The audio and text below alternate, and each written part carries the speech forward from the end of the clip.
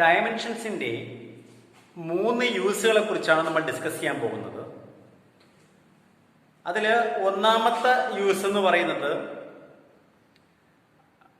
Principle of homogeneity of equation ആണ്. എന്ന് വെച്ചാൽ ഒരു ഇക്വേഷൻ കറക്റ്റ് ആണോ ഇല്ലയോ എന്ന് ചെക്ക് ചെയ്യാൻ നമുക്ക് ഡയമെൻഷൻ മെത്തേഡ് യൂസ് ചെയ്യാം. നിങ്ങൾക്ക് തന്നിരിക്കുന്ന ഒരു ഇക്വേഷൻ അത് കറക്റ്റ് ആണോ ഇല്ലയോ എന്ന് അറിയുന്നത് എങ്ങനെയാണ്? നമ്മൾ കേട്ടിട്ടുള്ള ഇക്വേഷൻ ആണെങ്കിൽ നമുക്ക് എന്തറിയാം, നമ്മൾ കണ്ടിട്ടുള്ള പഠിച്ചിട്ടുള്ള ഇക്വേഷൻ ആണെങ്കിൽ നമുക്ക് പറയാം ശരിയോ തെറ്റോ എന്ന് പറയാൻ പറ്റും. പക്ഷെ അതിൽ കേട്ടിട്ടില്ലാത്ത കണ്ടിട്ടില്ലാത്ത ഇതൊരു ഉപയോഗിച്ചിട്ടില്ലാത്ത ഒരു ഇക്വേഷൻ തന്നു കഴിഞ്ഞാൽ അത് ശരിയാണോ തെറ്റാണോ എന്ന് കണ്ടുപിടിക്കാൻ നമുക്ക് ഡയമെൻഷൻ മെത്തേഡ് യൂസ് ചെയ്യാൻ പറ്റും.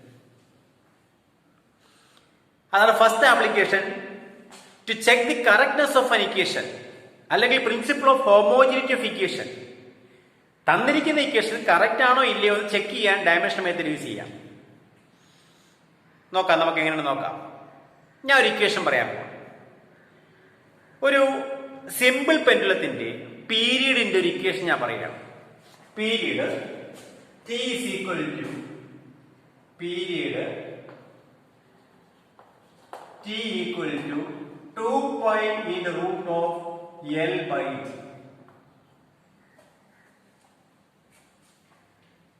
t is equal to 2 pi root of L by G.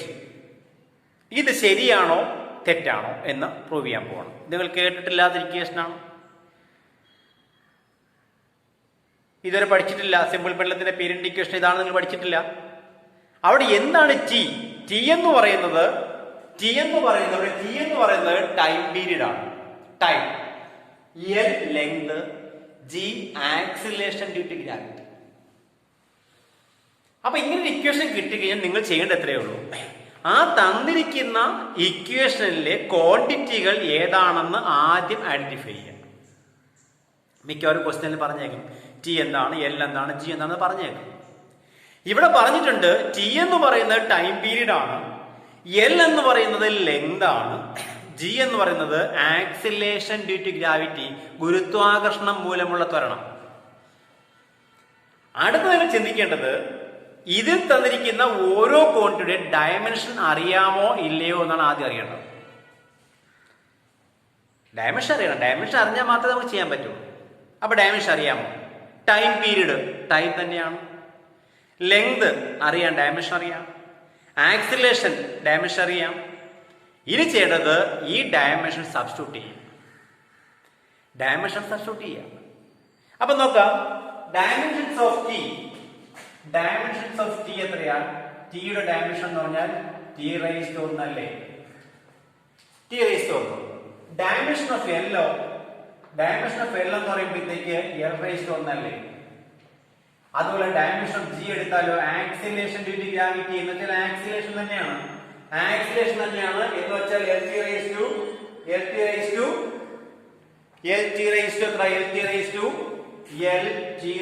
To -2 ആണ് ഡയമെൻഷൻ. -2 ആണ് ഡയമെൻഷൻ. അപ്പൊ ഇനി ഒരു ക്വാണ്ടിറ്റി ഉണ്ട് 2 pi.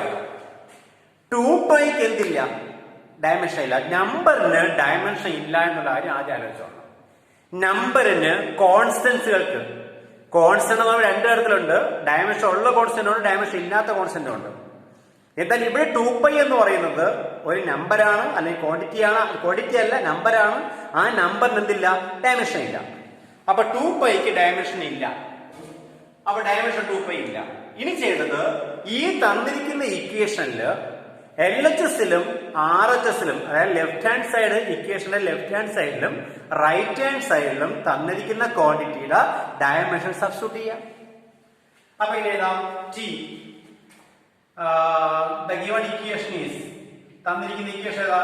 the given equation step വഴി തന്നെ പോവുക.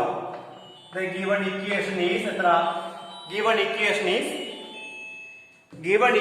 is എത്ര? t is equal to 2 pi root L by G.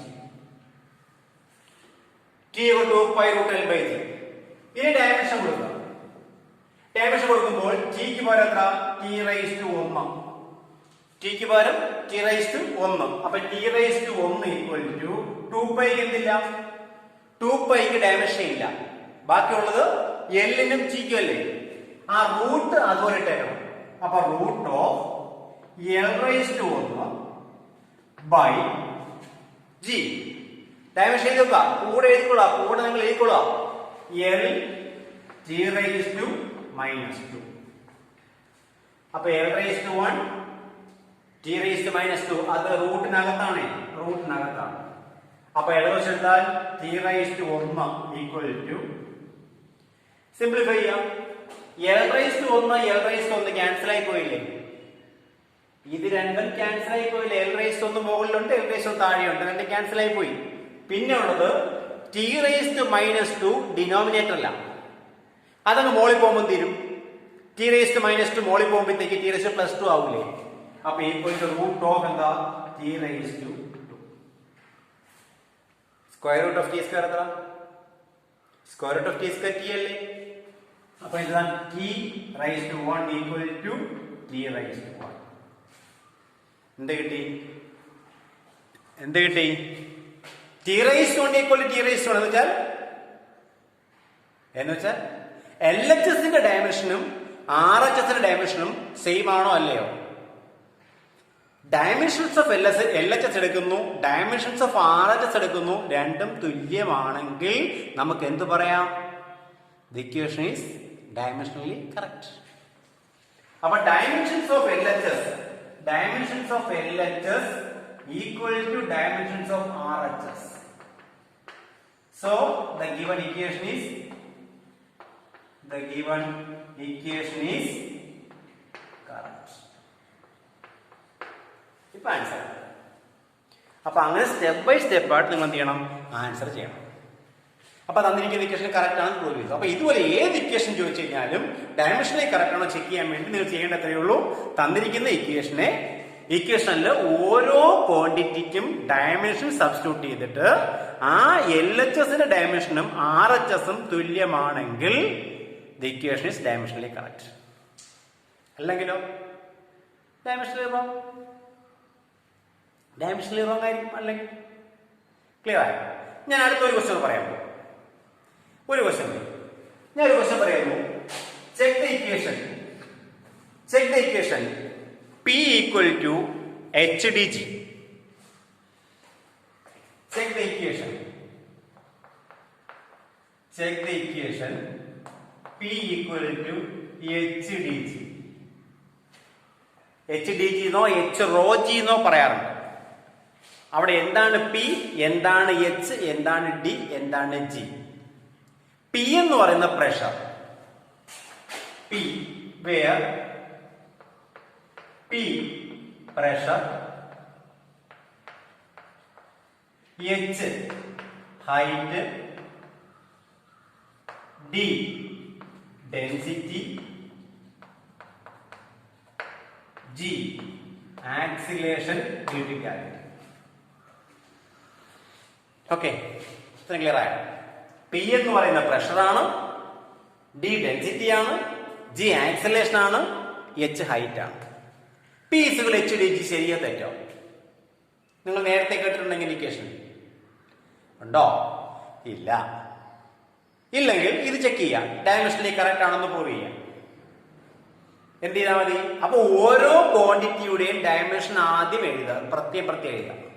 Dimension of pressure, dimensions of height, dimensions of density, dimensions of G. ഇതെല്ലാം ഡയമെൻഷൻ നിങ്ങൾ നേരത്തെ പഠിച്ചു വെച്ചിട്ടുണ്ട്.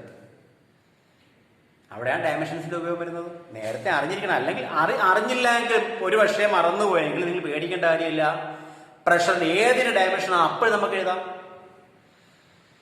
അപ്പൊ ഡയമെൻഷൻ ഓഫ് പ്രഷർ എഴുതാം. We have dimension of pressure. അറിയില്ലെങ്കിൽ pressure കണ്ടുപിടിക്കുന്നത് എങ്ങനെയാ? പ്രഷർ കണ്ടുപിടിക്കുന്ന ഇക്വേഷൻ ഫോഴ്സ് ബൈ ഏരിയ അല്ലേ? യൂണിറ്റ് ഏരിയയിൽ ആക്ട് ചെയ്യുന്ന ഫോഴ്സ് ആണ് ഏത്? പ്രഷർ, മർദ്ദം എന്ന് പറയുന്നത്. മർദ്ദം മീൻസ് വ്യാപക മർദ്ദം, ബലം ബൈ വിസ്തീർണം, പരപ്പളം, അല്ലെങ്കിൽ ഫോഴ്സ് ബൈ ഏരിയ. അപ്പൊ ഫോഴ്സ് ബൈ ഏരിയ അല്ലേ? ഫോഴ്സിന്റെ ഡയമെൻഷൻ എന്തുവാ? ഫോഴ്സിന്റെ ഡയമെൻഷൻ അതൊക്കെ ബേസിക് അറിഞ്ഞിരുന്നേ പറ്റുള്ളൂ. ഫോഴ്സിന്റെ ഡയമെൻഷൻ ഒക്കെ എല്ലാം നമുക്ക് എഴുതി വെക്കുക ബുദ്ധിമുട്ടാണ്. ഫോഴ്സ് ഡയമെൻഷൻ എത്ര? ml e⁻² by area length into breadth area. അപ്പൊ ഇത് വരും L × L² അപ്പൊ L² മുകളിൽ താഴെ L². അപ്പോ m L⁻⁻1 T⁻². ഇതാണ് ഡയമെൻഷൻസ് ഓഫ് പ്രഷർ. അതുപോലെ ബാക്കി എഴുതി വെക്കുക. ഡയമെൻഷൻസ് ഓഫ് ഹൈറ്റ് എത്ര? h ന്റെ ഡയമെൻഷൻ എത്ര? h മീൻസ് ഹൈറ്റ് L⁻1 അല്ലേ? Density is equal to mass by volume. Mass by volume അല്ലേ? എന്ന് വെച്ചാൽ m divide by L³. m by L³ mass by volume. Volume എന്ന് പറയുമ്പോൾ length into breadth into height. അപ്പോ mass by volume m by L³ എന്ന് വെച്ചാൽ m L⁻⁻3. Dimension density ആയില്ലേ? Acceleration നമുക്ക് അറിയാമല്ലോ. ആക്സിലറേഷൻ എത്ര? g. ഡയമെൻഷൻ g എന്ന് പറയുന്നത് L⁻⁻2 നമ്മൾ നേരത്തെ പറഞ്ഞു. അപ്പൊ ഇത്രയും കാര്യങ്ങൾ നമുക്കറിയാം. ഇനി എന്ത് ചെയ്യും? ഇനി ചെയ്യുന്നത് എന്തുവാ? സബ്സ്റ്റിറ്റ്യൂട്ട് ചെയ്യാം. അപ്പൊ the given equation is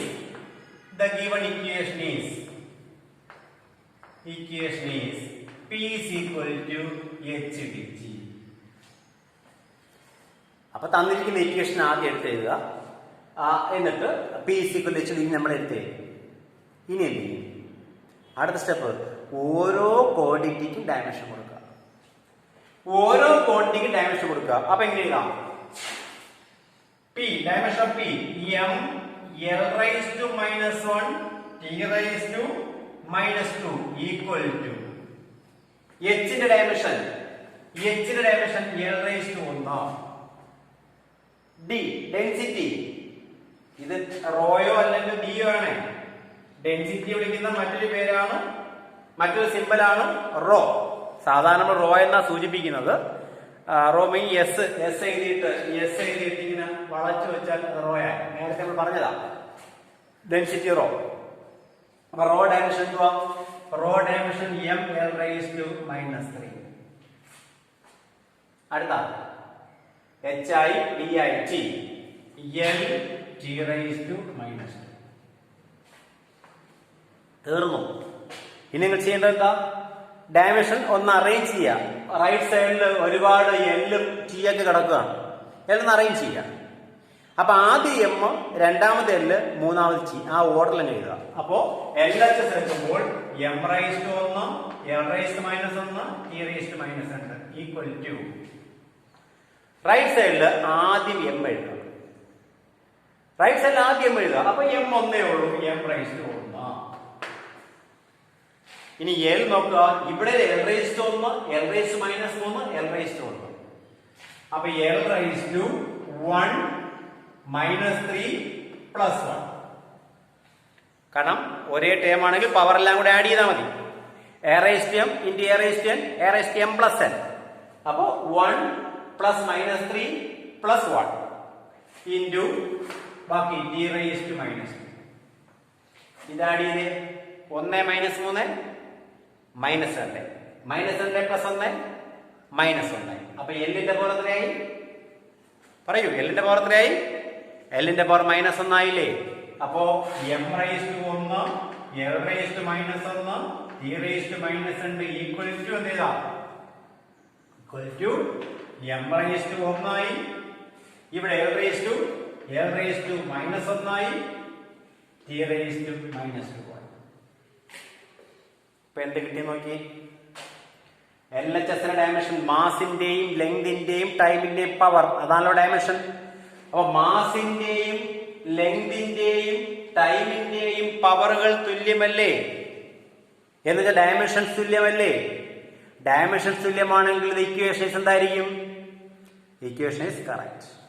അപ്പോ ഡയമെൻഷൻസ് ഓഫ് LHS എടുത്തു കഴിഞ്ഞാൽ അത് ഡയമെൻഷൻസ് ഓഫ് എന്താണ്? RHS ആണ്. അങ്ങനെയാണെങ്കിൽ നമുക്ക് പറയാം the given equation is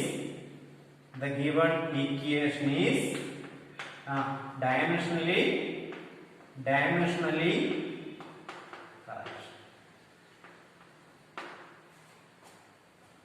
dimensionally correct. ഇനി ഡയമെൻഷനലി കറക്റ്റ് നമ്മൾ എഴുതേണ്ട കാര്യം എന്താ? കാര്യമില്ല.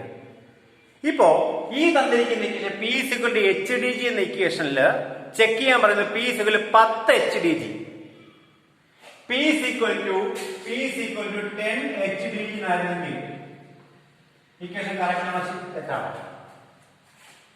എച്ച് ഡി സെയിം അല്ലേ? കൂടെ 10 വന്നാൽ 10 ഡയമെൻഷൻ ഉണ്ടോ?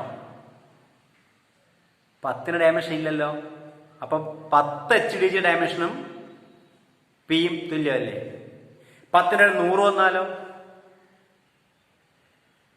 Pressure P equal 10 H D G എന്ന ഇക്വേഷൻ പറഞ്ഞത് കറക്റ്റ് ആണോ? അല്ല. പ്രഷറിന്റെ ഇക്വേഷൻ എന്താ? എച്ച് ഡി ജി ആണ്.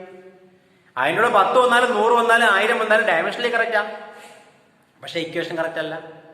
അതുകൊണ്ടാണ് ഡയമെൻഷനലി കറക്റ്റ് എന്ന് പറയാനുള്ള കാരണം. ഓക്കെ, കുറച്ചുകൂടെ നമ്മൾ എക്സാമ്പിളിലോട്ട് പോകുമ്പോൾ ആ ഡയമെൻഷനലി കറക്റ്റിന്റെ മീനിങ് നമുക്ക് മനസ്സിലാവും. അപ്പൊ 2 എക്സാമ്പിൾ നമ്മൾ പറഞ്ഞു. അപ്പൊ ഒന്നാമത്തെ യൂസ് അനുസരിച്ച് ഡയമെൻഷൻസ് ഫസ്റ്റ് യൂസ് അനുസരിച്ച് ഒരു ഇക്വേഷൻ കറക്റ്റ് ആണോ ഇല്ലയോ ചെക്ക് ചെയ്യാൻ ഡയമെൻഷൻ മെത്തേഡ് നമുക്ക് യൂസ് ചെയ്യാന്ന് പറഞ്ഞു. അപ്പൊ ഈ 2 എക്സാമ്പിൾ നിങ്ങൾക്ക് ക്ലിയർ ആയി കാണും എന്നാണ് എന്റെ വിശ്വാസം. Okay, thank you.